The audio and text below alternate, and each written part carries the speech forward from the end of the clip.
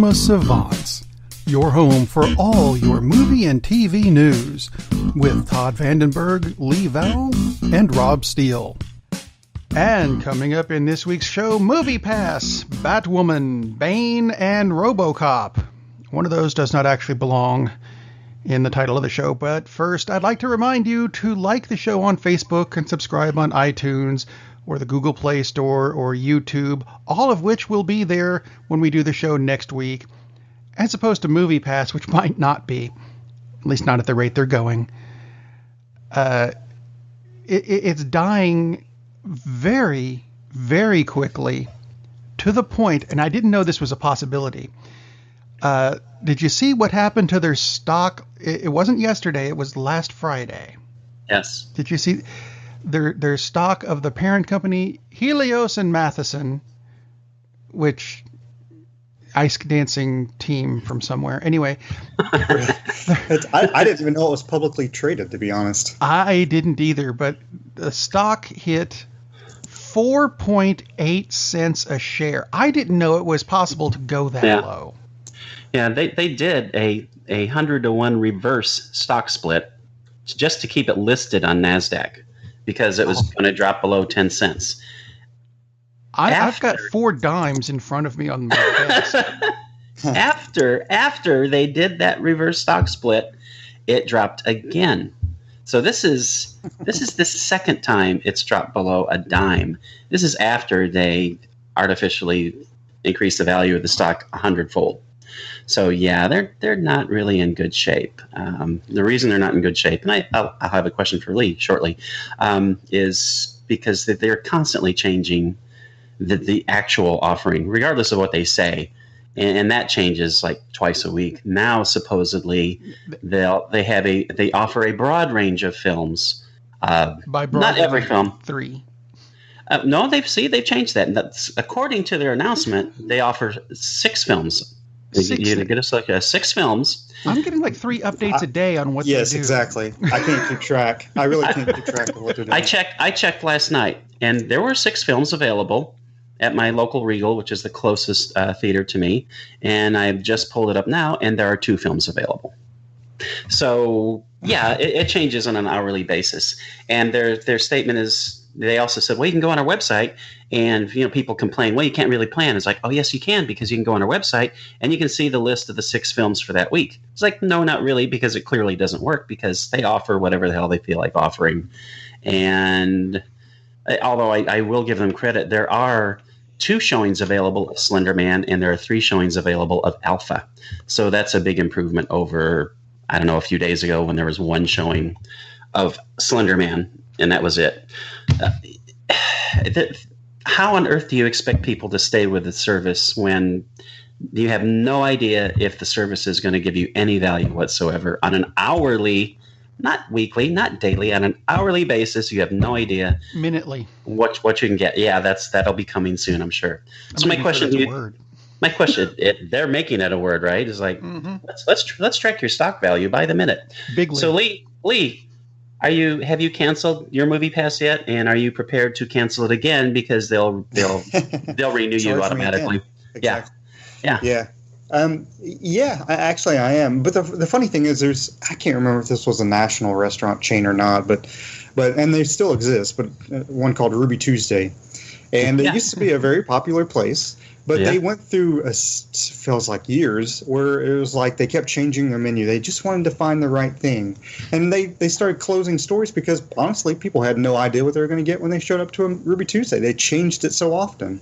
Right. And it's like at some point you start overthinking so much about what you're trying to do that you lose grasp of, oh, we're here to serve in a way that should be consistent. At least we know what we're getting. I mean, this is ridiculous. Like Rob said, it's like I feel like I'm getting several updates a day, and it's like I honestly can't keep track. I would have to spend all my free time thinking, what's Movie Pass doing right now? But yeah, I mean, at this point, I don't think it's worth keeping. And even if I kept it, I wouldn't know what I was getting. That's the point. It's for 3 movies a month. It's still worth it for $9.95. It's still a savings. It's really annoying that it's not 30 movies a month like it used to be. But what's frustrating is, like you just said, you have no idea what you're going to be able to see. No idea whatsoever. And despite what they claim, it's like like I said, just 2 hours ago, or I'm sorry, it was 4 hours ago when I looked, and there were 6 movies available. Now there are 2. It's ridiculous. It's so annoying. It's not worth keeping. For anyone who does have an AMC theater near you, and if you don't, it's worthless. But they have the A-list, which is the competition. It's $20 a month, so it's twice as much. But it's 3 movies a week, which for most people, that's plenty of movies. It includes everything. I've booked a ticket to see The Meg this afternoon in something called D-Box, which basically changes it into almost like an amusement ride. That's a $20 ticket, and it's included in their thing. So I got my money's worth by going to one film, 3D, IMAX. It's all included in AMC's A-list thing. So if you have an AMC theater near you, I would definitely go to that because there are no restrictions on movies at all, other than the fact that you got to go to an AMC theater, and if there's not one close to you, well, no luck. But so anyway, I'll talk about that experience next week. But yeah, MoviePass is just beyond frustrating. I mean, it used to be Comcast was the poster child for terrible customer service. Well, they've got good news because they have been blown off the map. I cannot recall anything as bad. And like you said, Ruby Tuesdays used to be a cool place to go to until you couldn't figure out what you were getting. But MoviePass has just gone beyond anything that I can recall for just a terrible customer experience. I don't know. Brink's Home Security Systems has passed Comcast in my book, but that's a personal story that has nothing to do with movies. sounds like a home invasion story. No, really. Well, yeah, by Brink's, who bought my old security company and doubled the price, and we kind of went, "I'm sorry, what?" So, yeah, I just can't keep track of MoviePass, to be honest. It's almost like it changes as much as Renee Zellweger's face does. That is really bizarre. That's a good segue, though. I was going to go with, did you notice that MoviePass and Netflix had the same color scheme going? Which brings us to Netflix and Renee Zellweger's new series. Huh? See, there's segues. 2 of them, one for each wheel. She's doing a series that when I first saw it, it says Netflix is doing a What If series. And I thought, Netflix does Marvel, and Marvel did a really interesting series called What If? Yeah. A long time ago, where it was, what happened if this character did this, or what if this happened instead of that, and let's follow this alternate storyline. I am slightly disappointed that this series has nothing to do with Marvel at all whatsoever. So that's the disappointing part.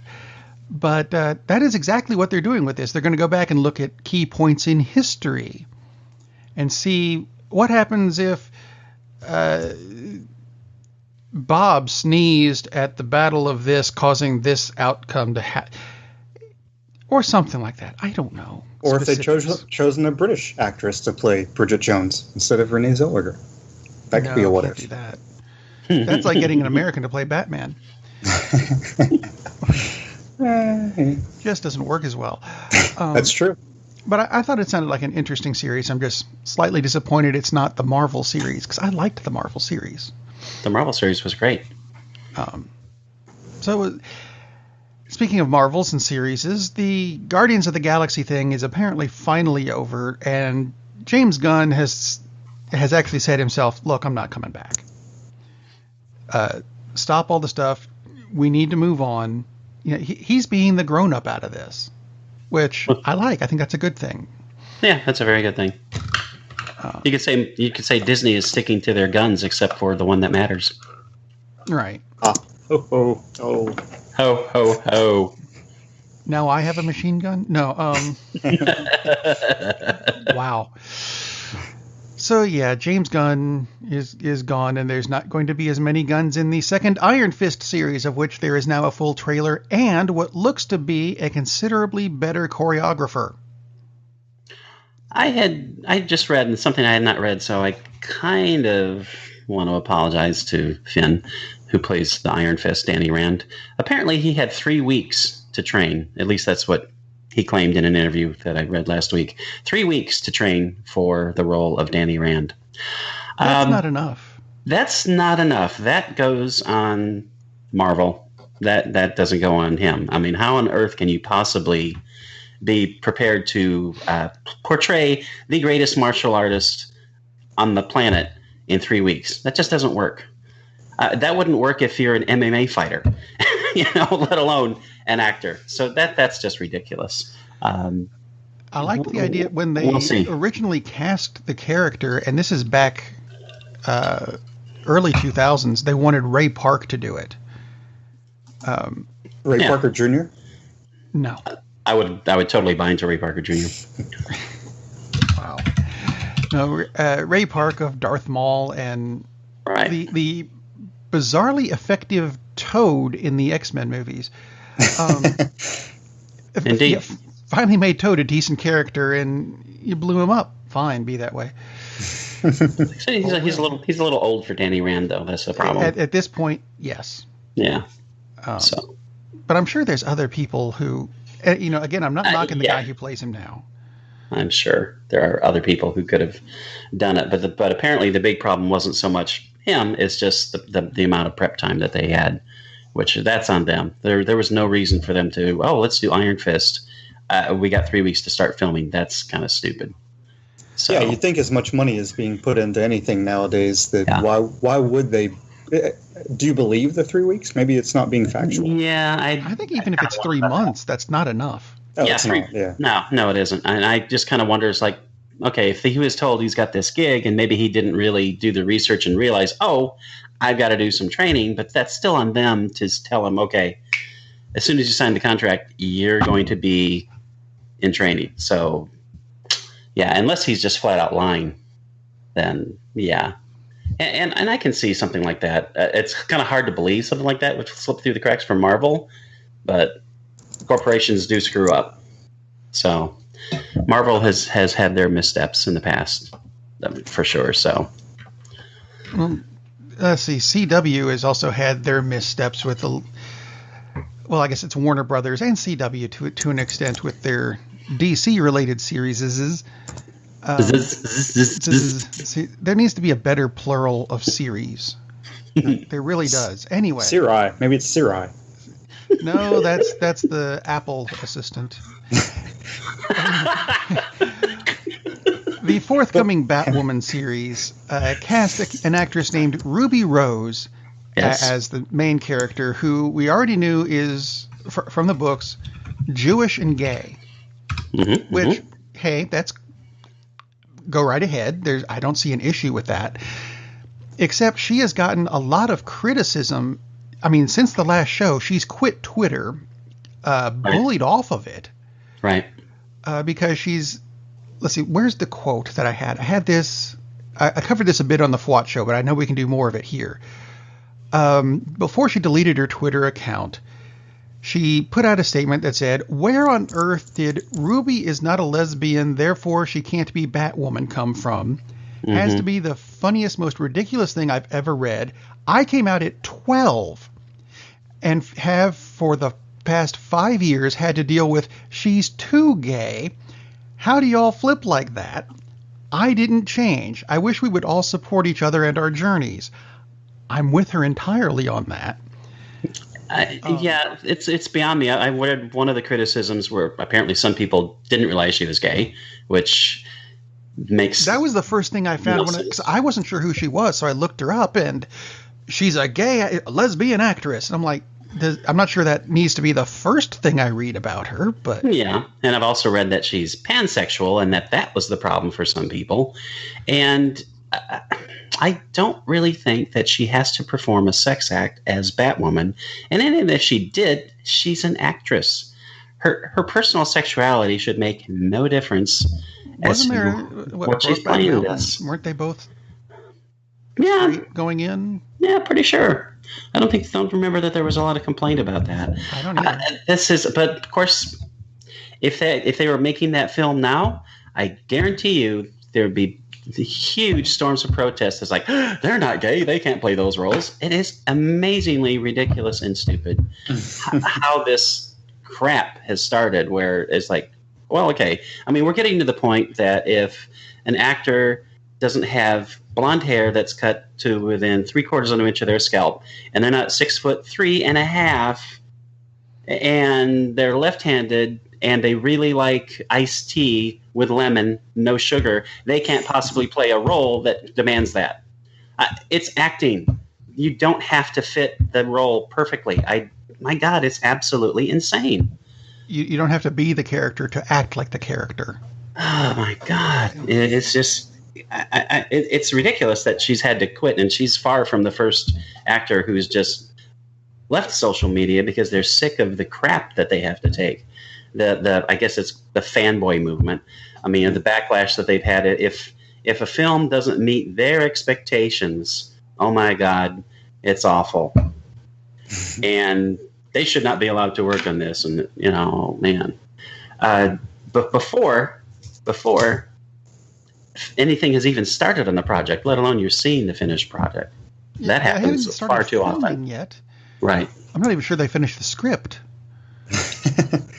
And let me be clear. They're not talking about her abilities as an actress. They're talking about her personal qualities. There's a world of difference between saying, oh, this person shouldn't do this film because this person's terrible at their job, and saying, oh, this person doesn't fit because they don't represent that character's personality in their real life.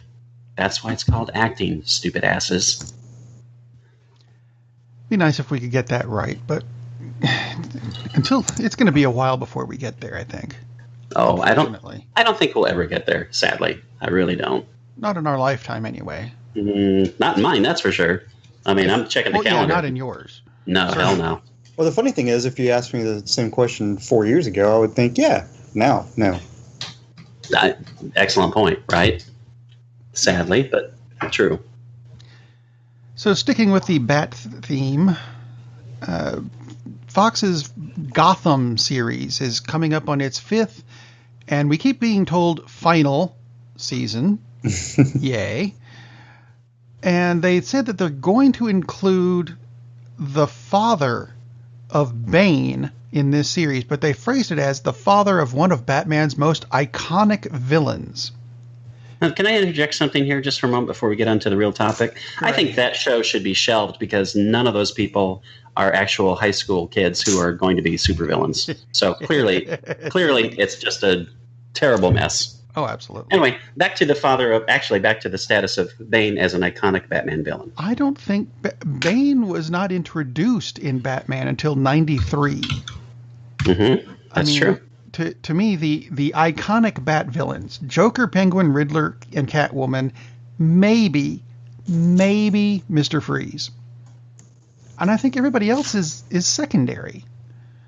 You do know that's 25 years, right? Yeah, I was about to say that's 25 years ago. So I think in one level I agree with you because most of the villains that I just mentioned are almost 80. But yeah, I guess 25, but it's still not. He's not iconic. When you think Batman, Joker, Penguin, and Riddler, and Catwoman pretty much immediately spring to mind. I think the difference is Bane was the first character who ended Batman's career, even though it was temporary. And I think that helps give him iconic status. I mean, the Joker didn't break his back and put him on the shelf for a year. And the Penguin didn't, and I mean, I think that makes part of the difference. It was an iconic story. It's kind of it gets to the definition of what an icon is. It's like the Hall of Fame. I mean, in any sport, but in the Baseball Hall of Fame, you got people who are Hall of Famers, and then you've got it's like, okay, well, you got Ty Cobb, you got Babe Ruth, you got Hank Aaron. I mean, yeah, okay, there's the Hall of Fame, and then there's the Hall of Fame. And I get what you're saying. It's like Bane is not up there with it, but to me, the Joker is it, and everybody else is secondary after that. Yeah. So I agree with that. Bane, maybe he's like on the 2.5 tier or something. I understand what you're saying, but when you mention some of the Bat villains, even people who don't know Batman go, "Oh, Two-Face looks like this." You know, Poison Ivy, I have a general idea of what she looks like. Harley Quinn, kind of know what she looks like. You say Bane, and people go, No, I don't agree. Yeah. Bane is totally up there with those characters, but all right. Yeah. That's he's a major character. And if they had said a major character, then yeah. Yeah, I wouldn't have had we wouldn't have had this discussion at all.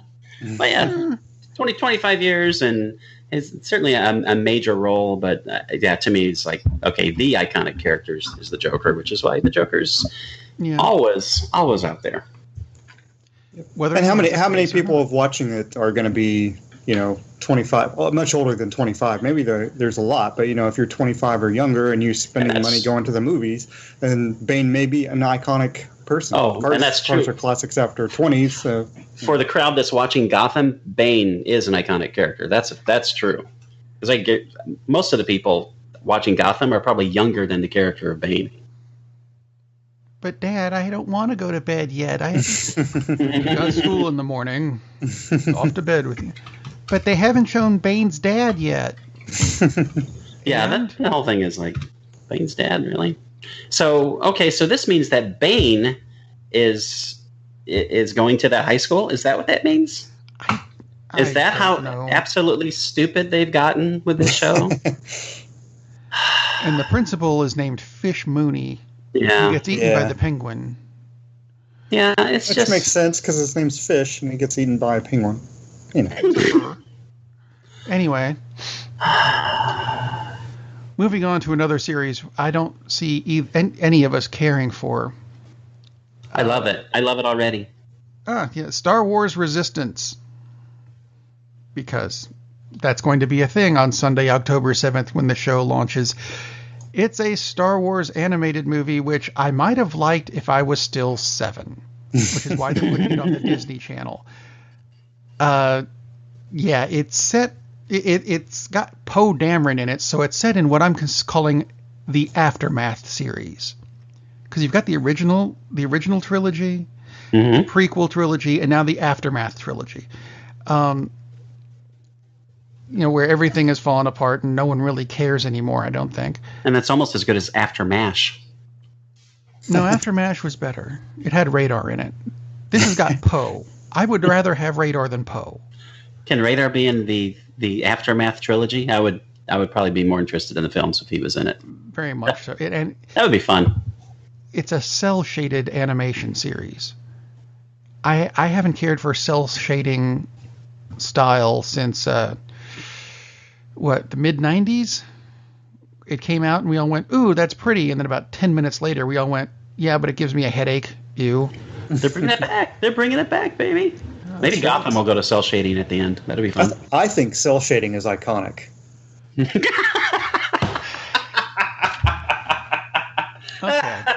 Wow. Okay, we'll move on to iconic then. Neil Blomkamp. I swear I read it as Blowcamp every time. That's a Bond villain. Blomkamp, who is directing Robocop Returns, which is something of a reboot of Robocop, except it's going to be a direct sequel to the original series, and he says he wants Peter Weller to continue to play Robocop.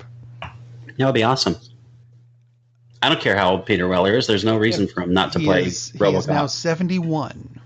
I don't think the age makes a difference, though, with Robocop. No. It doesn't. I mean, he walks slow anyway. Right. Just tighten up the legs, the armor on the legs so he doesn't need a cane. There we go. I think it would be awesome to put him in. I mean, it's like, okay, so here we are. We're at Robocop, and I assume since he's talking about Weller, and hopefully they wouldn't do a lot of the de-agifying, that we'd be looking at Robocop 30 years later. What's going on in Detroit? That would be fantastic. The idea is that they wouldn't do any aging because the film is going to deal with a Robocop that has been around for decades. There you go. That would be beautiful. I think that works. Weller was great in the original Water. I mean, that's one of my favorite movies. To me, that's one of the 10 best movies of the 80s. Because it says so much about corporate greed and identity, and it's got all that going on. And Weller's awesome in that role. So that would be fantastic. And surely he just doesn't have like a full calendar these days. So I would think he would be kind of happy to get a shot at that. Last time we saw him was Star Trek's Into Darkness. So sure. It seems like his calendar is a bit free. He actually did some History Channel stuff. He was, this was a couple of years ago. He did because he's a professor, right, at Syracuse. That might be.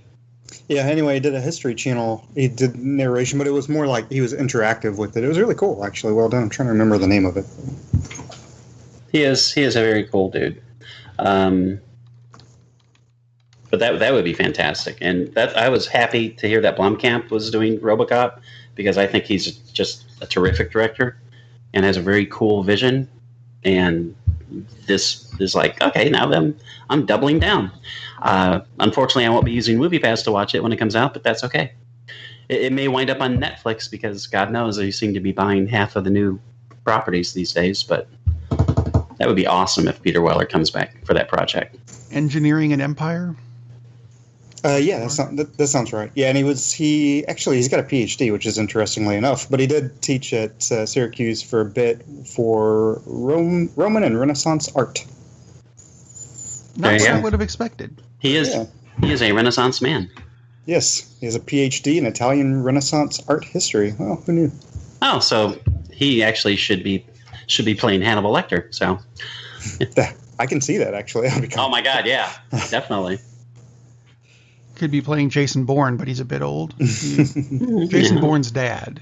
Yeah, he can play Jason Bourne with Bane's dad. Anyway, USA Network has decided to order a series called Treadstone, which is based on the Bourne franchise. It's supposed to be coming out in 2020. So they're. Is it a prequel to the movies? It is. It centers around the Black Op organization Treadstone. First season follows sleeper agents across the globe as they're mysteriously awakened to resume their deadly missions. That could be interesting, but it also makes me. I'm surprised that USA Network is still a network, and it's still in existence. Yeah, that was the more interesting thing to me. Is like, USA Network, really? That kind of makes me wonder about how good Treadstone's going to be if that's what they could land. Why is this not on Amazon Prime or HBO or Hulu or Netflix or it wouldn't be on the CW, because I'm sure the leads aren't 15 years old, but or gay enough. Other than that, yeah, they're not gay enough. Yeah, that seriously, that makes me kind of wonder how good this is going to be if USA Network landed it. I mean, they couldn't even keep Raw, right? So, well, they still have WWE Raw, but they're getting SmackDown. They lost SmackDown. Okay, well, there you go. That's the only thing I know of that's on USA. Well, they had a show called Shooter based on the Mark Wahlberg film, but that got canceled. So, darn. And unless we have something else to go with, I'm going to end on this really weird note that I came across. You guys have anything else? Anything going once, going twice? I'll say this real fast. It's not a review, but I saw When Harry Met Sally, not this past Friday before. I hadn't seen it in a while. I just forgot how freaking great the dialogue is in that movie. It's just extremely well written. Maybe we could have that on the review show on Friday? That would be excellent. Maybe. Could be. Something to look forward to. See? I think it came out, 95, so it's iconic. So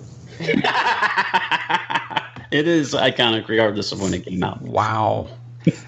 Someone else who is somewhat considered iconic, Mary J. Blige, who I keep wanting to say bilge, and I'm sorry, that's not right. Mary J. Blige. What is wrong with you?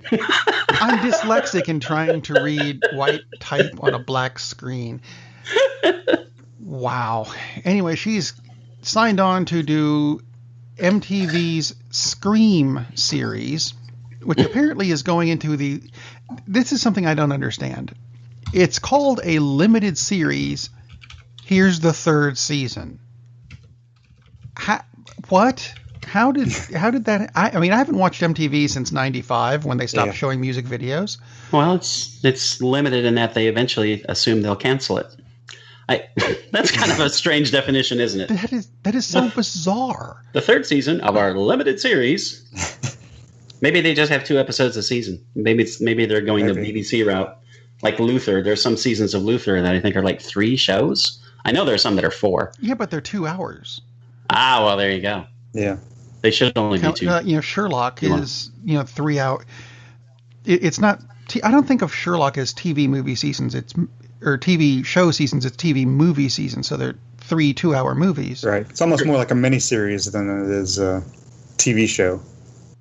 The way they film it, and BBC does. They usually do a lot of 8-episode seasons. I've never even heard of the show because I'm like you. I haven't watched MTV since it actually stood for music television, and you saw videos instead of whatever crap they show right now. But yeah, I mean, I like her. I've seen her in several movies. She's likable, but I don't know about this. I wonder what role she plays in a screen show. She is set to play Sherry Elliott, the mother of the lead character Dean Elliott. Mm-hmm. Bean. That's a great. I'm sorry, that's not Dean, is it? I swear I can read. I really can't. Delon Elliott. Oh, because that makes just as much sense. I would have probably read it as Dean as well. There's no Sydney is not the main character. Okay, gotcha. Right. That's all you were really caring about. I was just like Elizabeth Campbell on this show at all. I watch it. Okay. And that's a good note to end this show on. Come back on Friday when we have reviews of stuff. We haven't figured out what we're reviewing yet, but it'll be worth listening to. So come back then. In the meantime, go watch a movie. Captain, we're losing power in the warp engines. I think we should be leaving now. I'm going to go home and sleep with my wife. And on that unusually harmonious bombshell, it is time to end. I am very disappointed! Man, we have a weird job. It's shameful, but, it's a living. And like that, he's gone. Darn, that's the end.